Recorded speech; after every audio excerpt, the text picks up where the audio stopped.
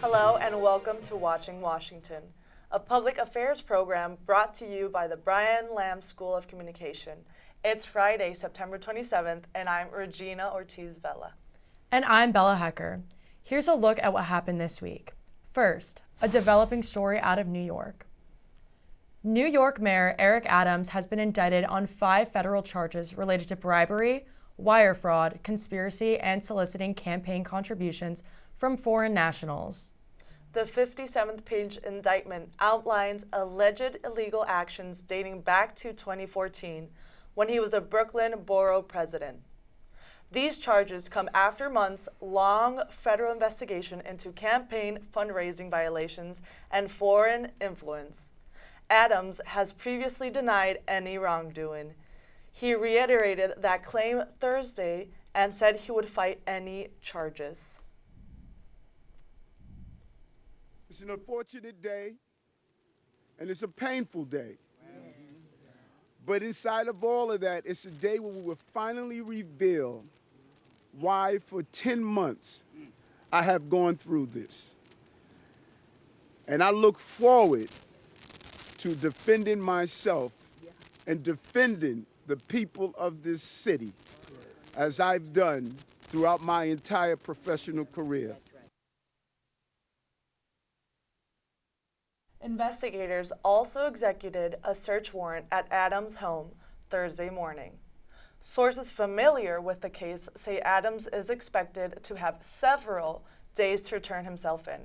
The 64-year-old could face 45 years behind bars if convicted on all charges. Tensions have reached an all-time high in the Middle East as Israel expands its offensive away from the Gaza Strip into the neighboring country of Lebanon. The aggression comes after Israel blamed last week's pager bombings on Hezbollah, a Lebanese-based anti-Israel terrorist organization. In an interview with CNN, Dr. Firas Abiad, Lebanon's health minister, he said that upwards of 500,000 people have been displaced due to Israeli missile strikes that have rattled the country. Here's more from that interview. You also have, the Israeli saying that there are missiles hidden at homes. How can you hide a cruise missile at your apartment? So I think that Israel is just repeating some of the excuses that have been, said about Gaza and have been proven to be baseless. And unfortunately, the indiscriminate attacks that we are seeing in Lebanon is taking its main toll on innocent civilians, on women, on children.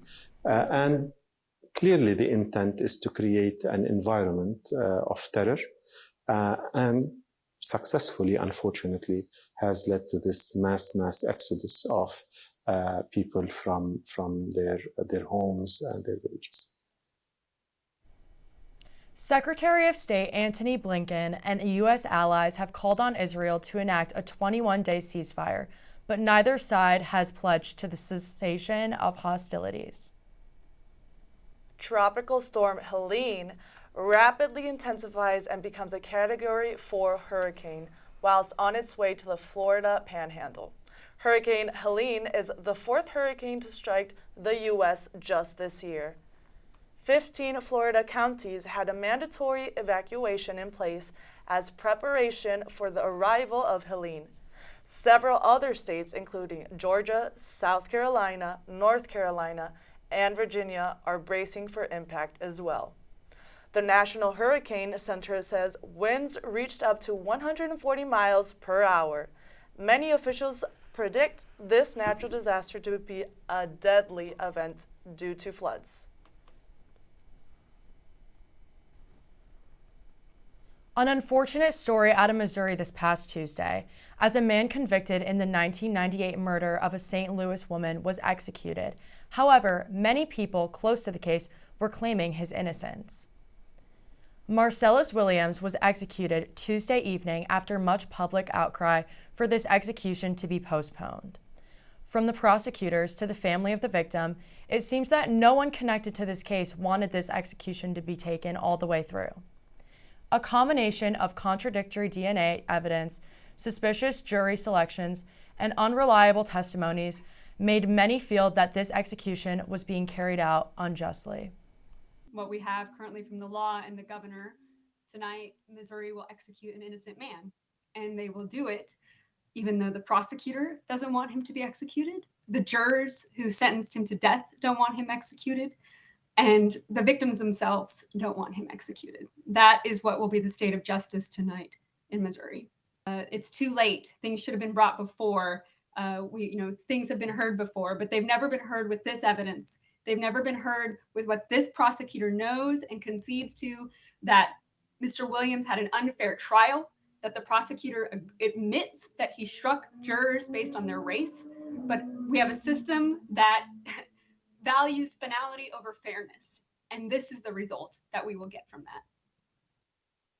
I already put it inside my body that I would be a witness to it, to the execution. I'm gonna stand there firm and show my dad he's not alone if this what it comes to, and I'm ready for it. My mindset, my spirit, strong. Like, I'm doing this for my dad. It's bigger than me.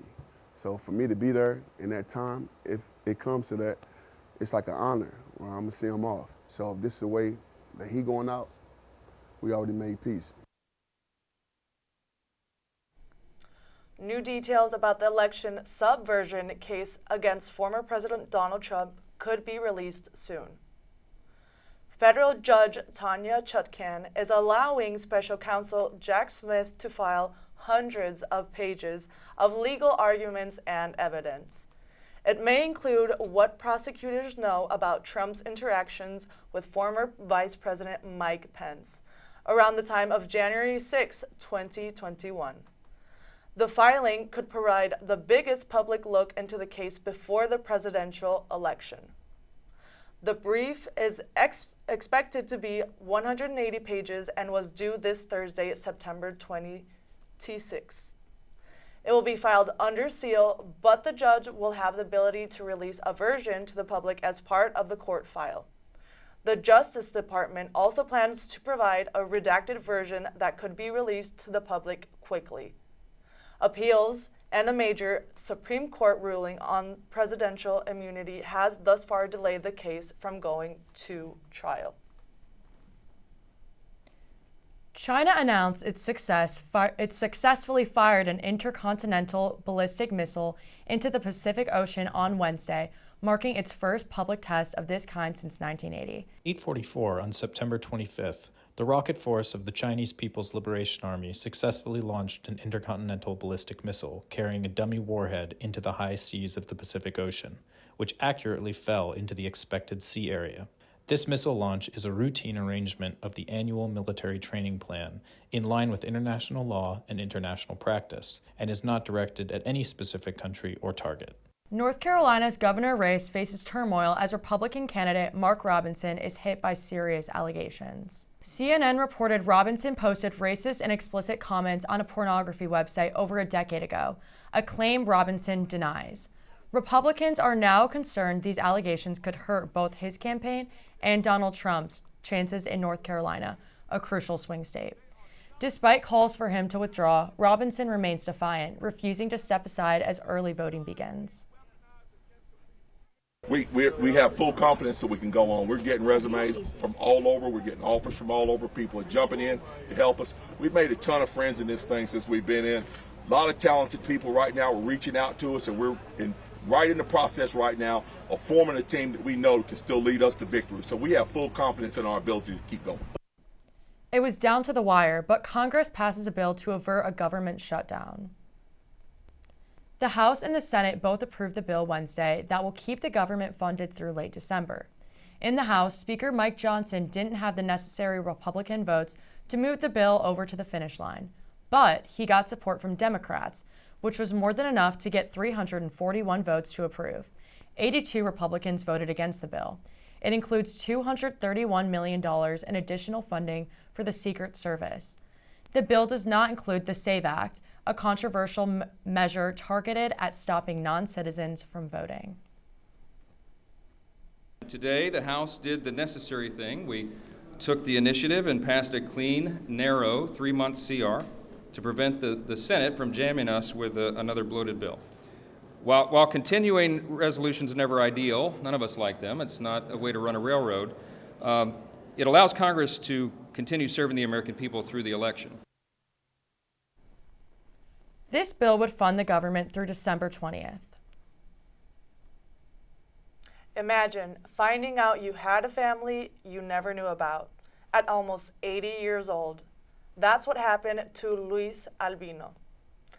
That's Albino, pictured there on the right with his long-lost brother. Albino was kidnapped from an Oakland, California park in 1951 when he was 6 years old. The woman who abducted him took him to the East Coast, where a couple raised him as their son. It was in 2020 that his niece took a DNA test for fun and found a match with him. Using her instincts and some internet research, she located Albino. Over the summer, he visited the family he was torn from more than 70 years ago.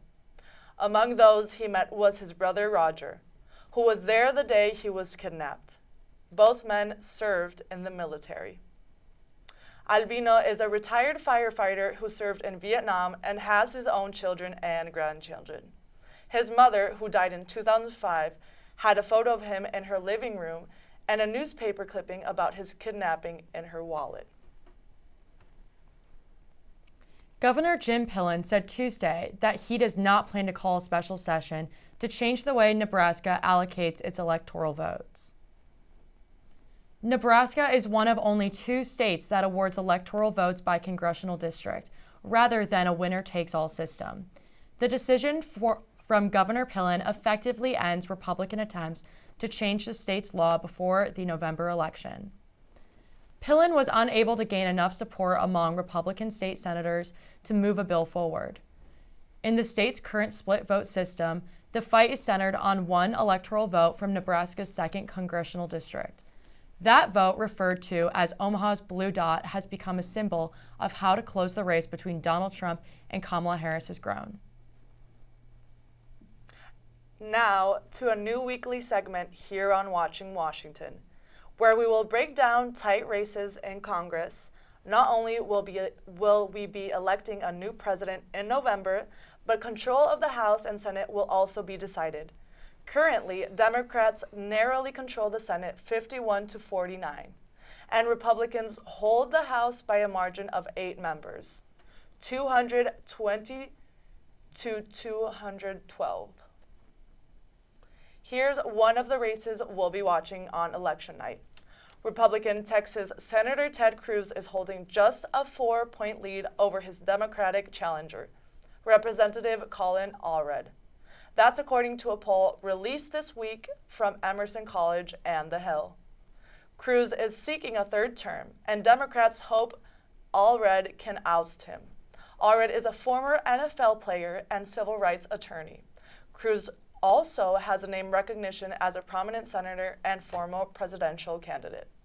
This matchup is expected to be one of the most expensive races in Texas history. A new survey from Pot Menu reveals that tipping less is a trend that is on the rise. Nearly 1/3 of people say that they tip less than 10%. News members from Pot Menu says inflation has worn us down since over-tipping during COVID. Some even argue that the growing expectation is leading to confusion and discomfort about when tipping is truly appropriate. On the other hand, service industry workers rely heavily on tips to make a living, especially as wages in many sectors remain low. As the debate continues, both customers and workers are left navigating the fine line between gratuity and gratuity fatigue. Our in-studio guest this week is West Lafayette Mayor Erin Easter. We've got several topics to discuss, including the housing situation in the city, as well as a new proposal to change parking on city streets near campus. The full interview just ahead on Watching Washington. Football. It's the best time of the year. You know what else is great? The world's largest and fastest mascot. You can't have Purdue football without the trains. Look for the Reamer Club outside Stewart Center, 12 to 5 p.m. on Fridays before home football games, for your chance to ride the Boilermaker Special for free. See you then. We have a special guest with us here in the studio this week. West Lafayette Mayor Erin Easter returns to the show to talk about issues affecting Purdue students, including how Boilermakers can get more involved in their community that they call home for much of the year.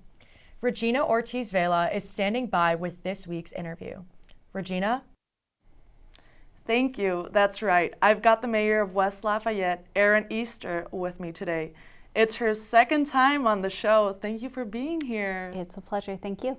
So my first question regards civic engagement. The Purdue students here live here for about 4 years.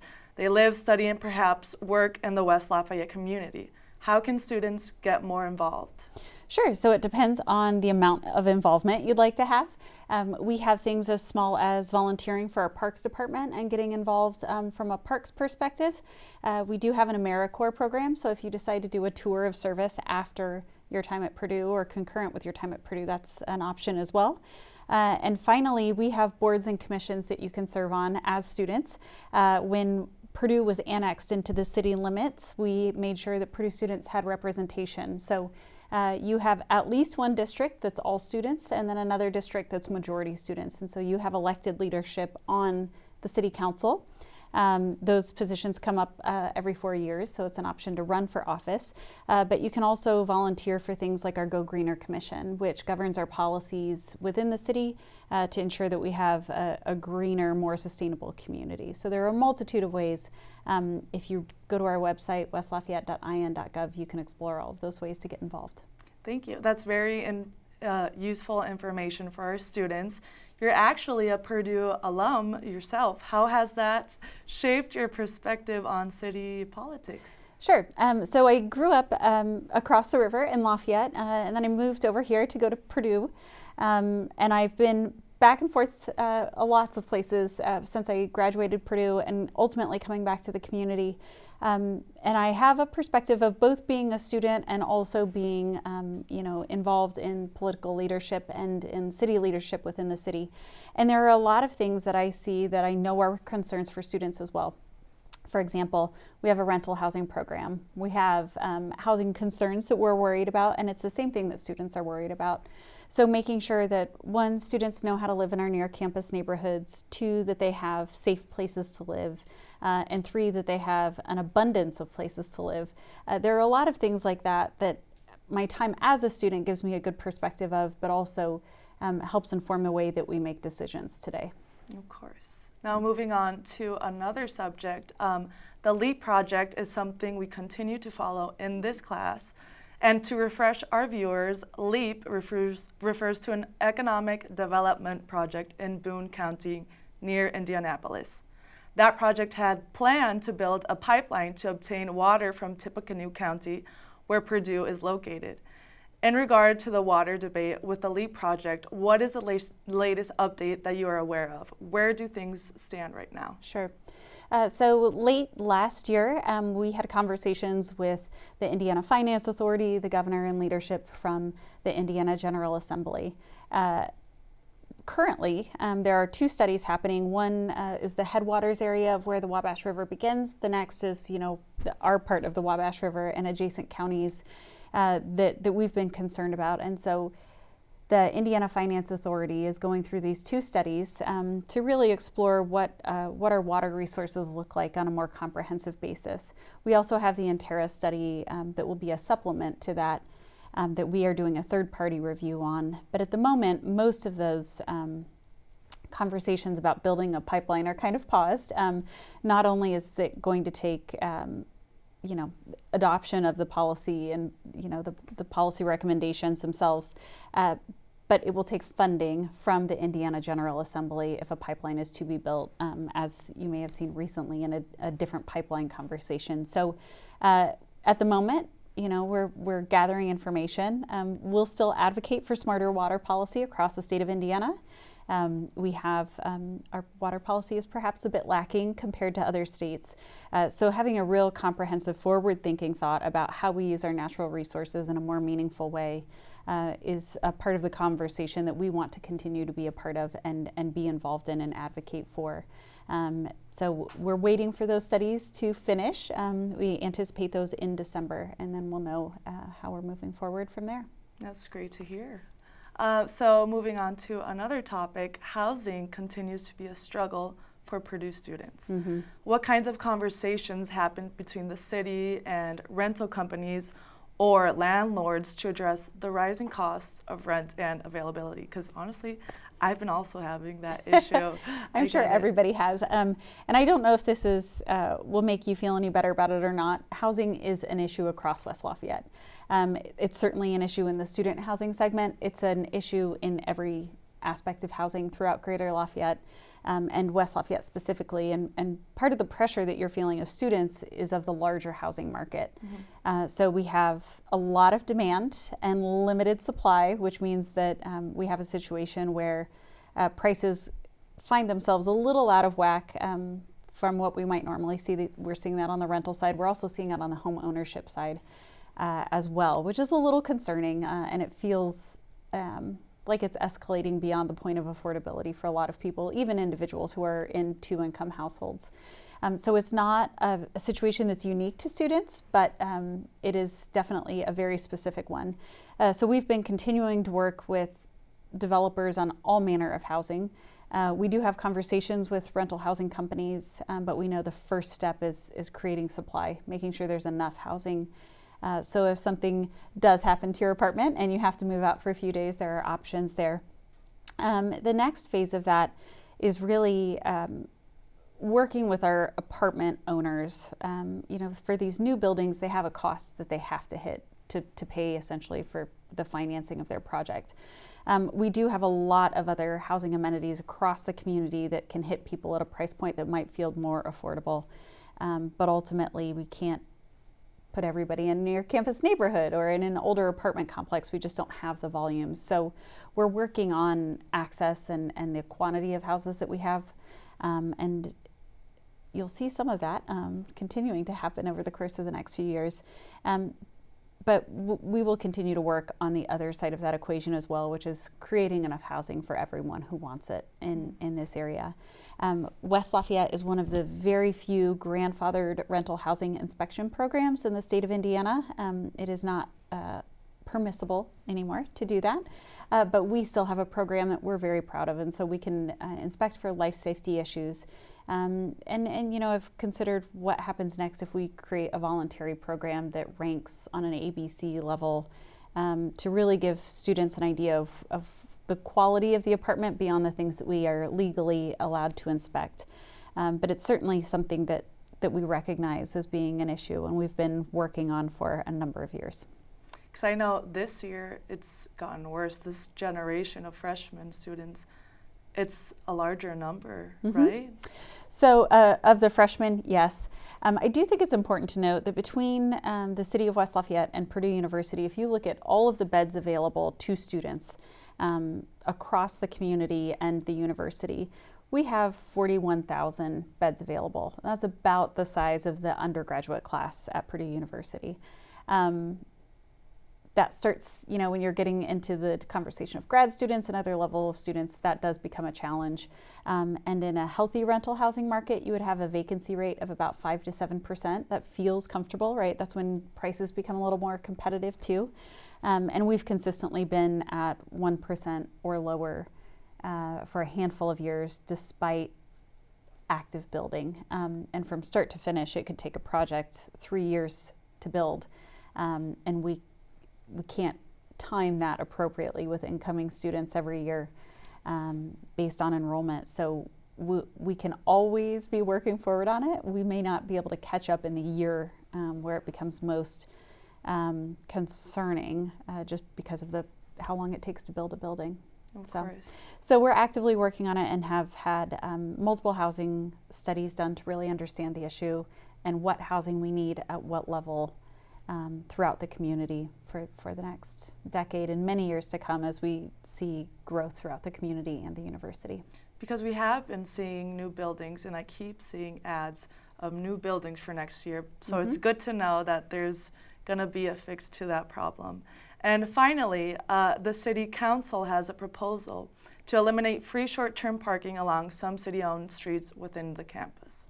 What is your position? Why is that revenue needed? And will it do more harm to Purdue students than good for the city?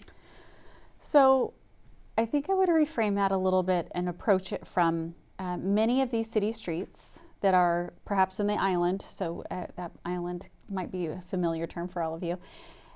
Many of those roads don't have timed parking on them at all. So in effect, they operate as a surface parking lot for the benefit of the apartments and residences nearby. What that means for all of the other students that don't live there is you don't have access to that parking because there are rarely spaces that are available. Now there are places that have 2-hour parking, and you know, those are enforced. I can think of near Aspire and the Follett's bookstore, which I frequent. I find a lot of great things there. But that's as we think about turnaround in that area, may not be so important because there's not a critical problem. But as we look at the island, we have vehicles that aren't moving for a long period of time. And as students, it's also important that you have access to that as well, because you are citizens as well. And if we aren't addressing that one way or another, it leads to a bit of an imbalance of benefit, public benefit, let's say. So we can put up 2-hour parking signs, and if you violate that, you get a ticket that's $40. Or we can look at other models of encouraging parking turnover at $1 or $2 an hour, as opposed to 2 hours and 10 minutes, 15 minutes, and a $40 parking ticket as a result of that. So if that passes, so we ask council for permission to do that, and it's in front of our council currently. It doesn't mean we're going to, it just means that we can.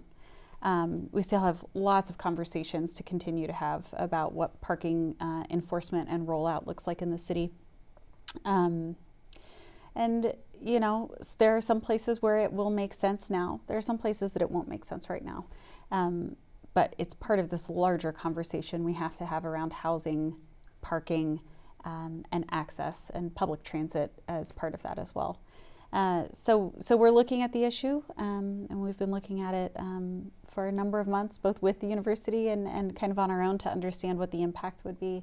And you know, we're still vetting the idea, but I think at the end of the day, it means more opportunity for more students, because it will encourage parking turnover instead of just operating as you know, kind of a surface parking lot on city streets. So. Of course. And when do you think your decision will be made regarding this? So unless one of our counselors moves to table this issue at our next meeting, it will come up at our next city council meeting, which is Monday, I think it's the 7th, at 6:30 p.m. at City Hall. If it passes, then we can implement the system. It would still take 6 months, and we would be looking to do so at the between school years. And like I said, just because it passes doesn't mean that every location on the list will automatically have timed or metered parking on it. If it doesn't pass, you know, we have other things that we might consider to encourage parking turnover, like 2-hour parking. My own house has a 2-hour parking sign right in front of it. I live in a near campus neighborhood, and so there are lots of locations across the city that do have parking enforcement of one way or another, especially those places that are mostly residential. And if it gets tabled, we'll take the issue back up in November. Okay, well, that's perfect. We'll stay updated for new information. And I think that's all the time we have for today. Thank you to our guest, Erin Easter, for being with us today. And thank you for watching. See you next time on Watching Washington.